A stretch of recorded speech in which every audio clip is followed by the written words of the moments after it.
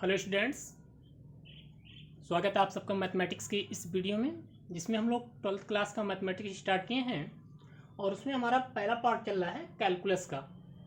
पिछले लेक्चर में हमने कैलकुलस के बारे में बताया था कि कैलकुलस क्या चीज़ होती है, इसके कितने पार्ट हैं और क्या क्या आपको 12th की क्लास में स्टडी करना है इसके अंतर्गत। और उसमें से हमने पहला इस टॉपिक स्टार्ट किया था कंटिन्यूटी, जिसको हम लोग हिंदी में सततता बोलते हैं। और क्या चीज़ होती है इसकी हमने चर्चा की थी। हमने आपको बताया था कि सपोज दैट आपके पास f कोई एक फलन है और f फलन के प्रांत में, इसके प्रांत में यदि a कोई बिंदु हो तो ये फलन f इस बिंदु a पर सतत कहलाता है यदि limit x tending to a fx plus के साथ इज इक्वल टू हो limit x tending to a minus fx is equal to fa। अर्थात मैंने आपको जो कहानी बताई थी, अगर इस पॉइंट पे हमें चेक करना है कि ये यहाँ इस बिंदु पर कोई फलन सतत है कि नहीं है, तो इससे थोड़ा सा पहले देखिए इसकी पोजीशन क्या है, इसके थोड़ा सा बाद देखिए इसकी पोजीशन क्या है।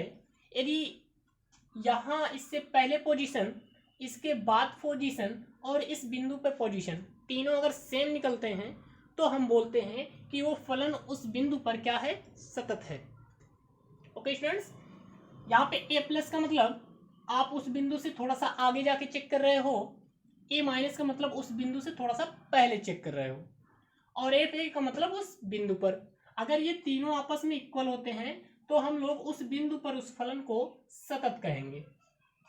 इसी चीज को हमने दूसरे रूप में करके दिखाया था स्टूडेंट्स कि आप इस तरह भी लिख सकते हो limit h tending to 0 f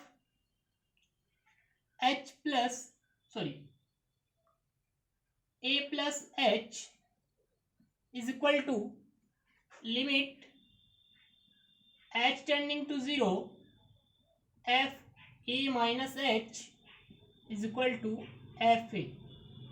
students, ये जो सेकंड रूप है ये भी सेम आपका पहला ही है, बस हम लोग यहाँ पे a प्लस से समझते हैं कि आप उस बिंदु से थोड़ा सा आगे जा रहे हो। यहाँ थोड़ा सा जो आगे जा रहे हैं वो कितना आगे जा रहे हैं, h जा रहे हैं, अर्थात a प्लस h का मतलब हुआ आगे, a माइनस h का मतलब हुआ उस बिंदु से थोड़ा सा पीछे। तो कोई फंक्शन, कोई फलन आपका सतत फलन कहलाता है यदि वह ये या ये नियम फॉलो करे। दोनों नियम एक ही हैं स्टूडेंट्स, बस इसमें क्या है, हम लोग x की जगह पे क्या रखते हैं, a प्लस h रख देते हैं। अब स्टूडेंट, जब x बराबर a प्लस h रखते हो तो दैट मीन्स आप RHL की बात कर रहे हो, राइट हैंड लिमिट की, और जब आप x is equal to a minus h रख रहे होते हो तो आप बात कर रहे हो LHL की, लेफ्ट हैंड लिमिट की। ओके स्टूडेंट्स, अब यहाँ पे क्या होता है स्टूडेंट्स, x a की तरफ अग्रसर है तो जैसे ही यहाँ पर आप a रखोगे तो a is equal to a plus h, a से a कट जाता है तो h किस तरफ अग्रसर हो जाता है, 0 की तरफ। इसीलिए हम लोग यहाँ पे लिमिट h टेंडिंग टू क्या बोलते हैं, 0 बोलते हैं। ओके स्टूडेंट्स, अब आज हम लोग इस पूरा डिटेल तो हमने कॉन्सेप्ट पिछले भी सीख लिया था क्लास में, इस क्लास में भी आप जाने रहिए कि अगर कोई भी फलन है तो वह सतत फलन कहलाएगा यदि limit x tending to a plus F X equal to limit x tending to a minus F X equal to F A हो। ओके स्टूडेंट्स, आइए देखते हैं एक्सरसाइज के क्वेश्चन। एक्सरसाइज हमारा इस पे आधारित है 5.1, जो कि मैंने बताया था काफी लंबी एक्सरसाइज है, इसमें 34 क्वेश्चन है, तो हम इसको कई पार्ट में करेंगे। तो आज स्टार्ट करते हैं, पहला क्वेश्चन लेते हैं इस एक्सरसाइज का।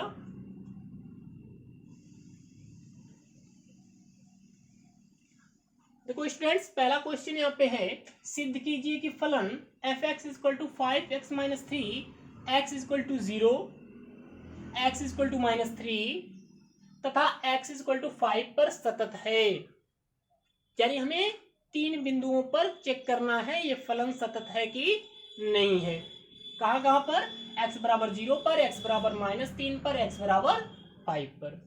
आइए चेक करते हैं कैसे करेंगे। तो सबसे पहले हमारा फलन लेते हैं, फलन f(x) इक्वल टू 5x - 3। इसमें से पहला लेते हैं x बराबर 0 पे, देखते हैं स्टूडेंट्स, x बराबर 0 पर हमें क्या चेक करना होगा, सबसे पहले फंक्शन चेक करते हैं x बराबर 0 पे। तो f(x) इज इक्वल टू आपका है f(x - 3), इसको अगर हम लोग f(0) निकालेंगे तो हो जाएगा 5 इंटू 0 - 3, दैट मीन्स आ गया -3। तो f(0) की वैल्यू कितनी आ गई, -3। नाउ अब इसका चेक करते हैं हम LHL, लेफ्ट हैंड लिमिट। कैसे चेक करेंगे students, limit x tending to 0 plus f(x). Okay students, आइए वैल्यू रखते हैं, limit x tending to 0, f(x) क्या अपना 5x - 3, 5x - 3। नाउ स्टूडेंट्स आप क्या देख रहे हो, 5x - 3, x की वैल्यू कितनी किस तरफ अग्रसर है, 0 की तरफ। इसमें इनपुट कर दीजिए तो हो जाएगा 5 इंटू 0 - 3, 5 इंटू 0 दैट मीन्स 0 हो गया, क्या आ गया स्टूडेंट्स, -3। तो LHL की वैल्यू भी कितनी आ गई, -3। पुनः इसका देखते हैं RHL हम लोग, पुनः RHL, right hand limit. Right hand limit क्या कैसे चेक करते हैं स्टूडेंट्स, सॉरी स्टूडेंट्स, यहाँ पे हमें LHL चेक करना था तो ये माइनस होगा हमारे पास, बाईं तरफ चेक करना है मतलब कुछ कम, तो यहाँ पे आप माइनस कर लीजिएगा। RHL देखिए, लिमिट हो जाएगा x tending to 0 plus RHL दाएं तरफ जा रहे हो तो बढ़ेगा ये f(x). Now students, limit x tending to 0, f(x) की वैल्यू आपकी कितनी है, 5x - 3। नाउ स्टूडेंट्स क्या करेंगे, हम लोग वैल्यू रखते हैं यहाँ पे, x की वैल्यू 0 है तो हो जाएगा 5 इंटू 0 - 3, दैट मीन्स कितना आ गया स्टूडेंट्स, -3। तो यहाँ पे हमें क्या देखने को मिल रहा है स्टूडेंट्स, आपका जो फंक्शन था x0 पर वो -3 आया, LHL भी कितना आ रहा है, -3 आ रहा है, RHL भी कितना आ रहा है, -3 आ रहा है। तो चूंकि LHL left hand limit is equal to है RHL राइट हैंड लिमिट, बराबर है स्टूडेंट्स किसके, फंक्शन के f(0) के, और ये बराबर वैल्यू कितनी आ रही है, -3। तो स्टूडेंट्स हमने आपको बताया था यदि LHL बराबर आता है RHL अर्थात लेफ्ट हैंड लिमिट बराबर आती है राइट हैंड लिमिट, और फंक्शन की वैल्यू अगर ये तीनों बराबर हों तो उस बिंदु पर फंक्शन क्या कहलाता है, सतत कहलाता है। तो इसलिए हम लोग बोलेंगे x इक्वल टू 0 पर फलन f(x) सतत है, सतत है। इस प्रकार स्टूडेंट्स हम लोग इसको सॉल्व कर सकते हैं। आई होप आप अच्छी तरीके से समझ गए होंगे।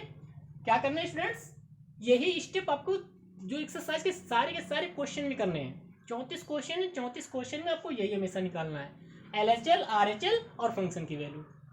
तीनों बराबर निकलेंगे तो सतत बोलेंगे, और बराबर नहीं होंगे तो असतत बोल देंगे।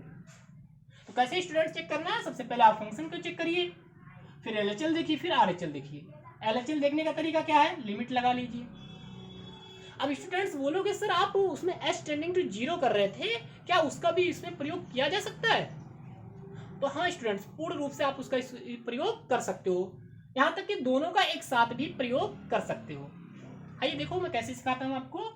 इसके लिए क्या करना होगा आपका, ये समझ गए होंगे, इसको नोट कर लीजिए, फिर मैं आपको उस स्टेप बता दे रहा हूँ, उस स्टेप से आप कैसे कर सकते हो।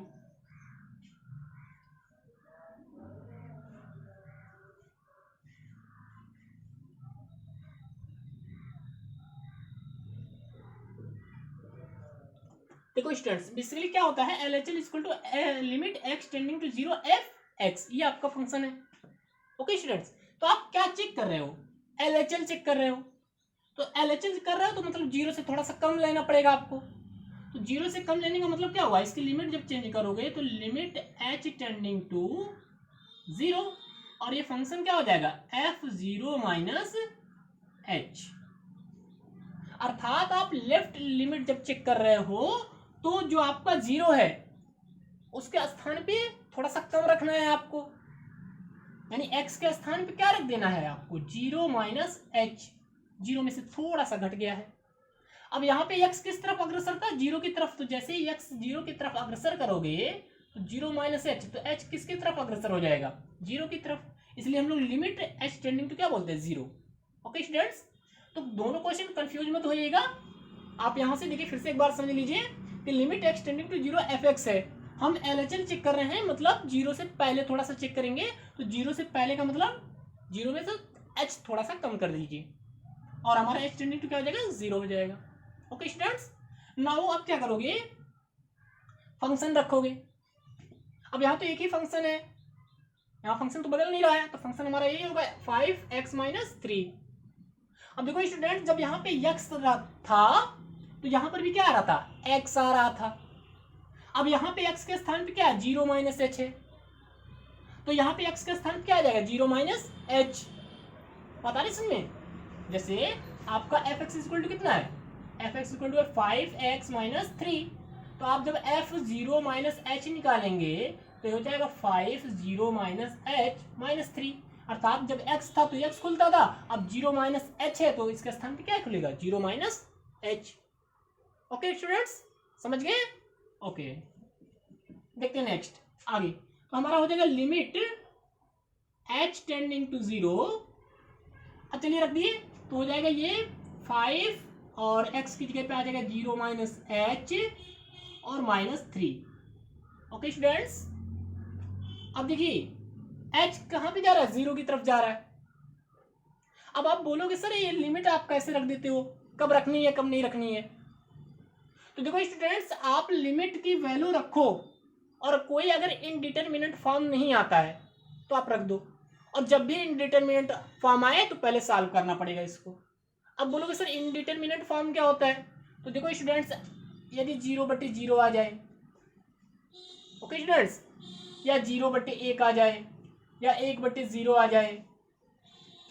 ओके स्टूडेंट्स, अगर आप लिमिट की वैल्यू रख रहे हो और इस प्रकार की आपको वैल्यू कुछ मिल रही है तो आपको पहले इस चीज को सॉल्व करना होगा, फिर लिमिट को रखना होगा। ओके स्टूडेंट्स, अब देखिए यहाँ पे अगर हम डायरेक्ट लिमिट रखते हैं x इक्वल टू 0, तो 0 में से 0 गया 0 ऑफ 0 इंटू 5, दैट मीन 0, तो माइनस 3 मिल रहा है। तो ना तो 0/0 मिल रहा है, ना तो 1/0 मिल रहा है, ना तो 0/1 मिल रहा है। तो हम लोग डायरेक्ट वैल्यू रख देंगे। तो रखते हैं, तो 5 0 माइनस 0 माइनस 3, ये वैल्यू निकल कर कितनी आ जाएगी स्टूडेंट्स, माइनस 3। ओके स्टूडेंट्स, अब देखते हैं नेक्स्ट पार्ट इसका। LHL हो गया ये। अब देखते हैं RHL। RHL, तो RHL में क्या होता है स्टूडेंट्स, लिमिट आप लेते हो x टेंडिंग टू 0 fx। अब आपको क्या चेक करना है, आपको चेक करना है RHL, अर्थात 0 से थोड़ा सा आगे। तो हमारा हो जाएगा ये limit h tending to 0 f 0 plus h हो जाएगा, थोड़ा सा आगे चले जाएंगे 0 से। नाउ फंक्शन रख दीजिए लिमिट h टेंडिंग टू 0। देखिए जब x है तो x खुल रहा है, तो 0 प्लस h है, तो यहाँ x की जगह पे 0 प्लस h आ जाएगा। तो हो जाएगा 5 0 प्लस h और माइनस 3। इस प्रकार इसको आप डायरेक्ट वैल्यू रख दीजिए। तो 5 0 प्लस 0 माइनस 3, तो 0 प्लस 0 दैट मीन 0 ही, और मल्टीपल होगा 5 से तो भी 0, तो कितना आ गया, माइनस 3। तो इस प्रकार भी आप इसको चेक कर सकते हो। यहां से भी देखोगे स्टूडेंट्स, LHL इक्वल टू आ रहा है RHL इक्वल टू आ रहा है फंक्शन, और बराबर कितना आ रहा है, माइनस 3। तो इसलिए x बराबर 0 पर फलन क्या हो जाएगा, सतत हो जाएगा। फलन f सतत है या होगा।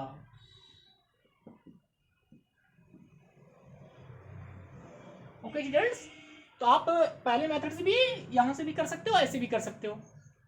अब मैंने ये मेथड क्यों बताया, आप यही मेथड करिए, क्योंकि जब हम लोग थोड़ा आगे बढ़ते हैं और ये जो हमारा फंक्शन जटिल होता है, तो उस जटिल फंक्शन में इस तरह कर देने से वो बड़े आसानी से सॉल्व हो जाता है। तो आपको ज़्यादा कंफ्यूज ना हो तो आप हमेशा माइंड में ये लेके चलेंगे। अब आप फंक्शन लिखेंगे, फिर H tending to zero, LHS लिख रहे हो तो जीरो माइनस एच। अब यहाँ पे देखिए दूसरे क्वेश्चन में क्या है, -3 पे चेक करना है, तो हो जाएगा -3 माइनस एच। और यहाँ पे जब RHS देखोगे तो -3 प्लस एच, उससे थोड़ा सा आगे। इसी तरह 5 पे जब चेक करोगे स्टूडेंट्स तो यहाँ पे हो जाएगा 5 माइनस एच, और जब इसमें चेक करोगे RHS 5 plus H. Okay students, I hope आप इस क्वेश्चन को बड़ी अच्छी तरीके से समझ गए होंगे, और यही क्वेश्चन समझ गए तो आप काफी बहुत सारे क्वेश्चन इस एक्सरसाइज के स्वयं कर सकते हो। इसलिए आपको बहुत डिटेल से बड़ी आराम से हमने इस क्वेश्चन को समझाया है। तो आप इस क्वेश्चन को नोट कर लीजिए, और इसका x⁻³ पर आप स्वयं करिए, x⁻5 पर भी आप स्वयं करिए। तो इसको नोट कर लीजिए, फिर हम लोग पढ़ते हैं नेक्स्ट क्वेश्चन के ऊपर।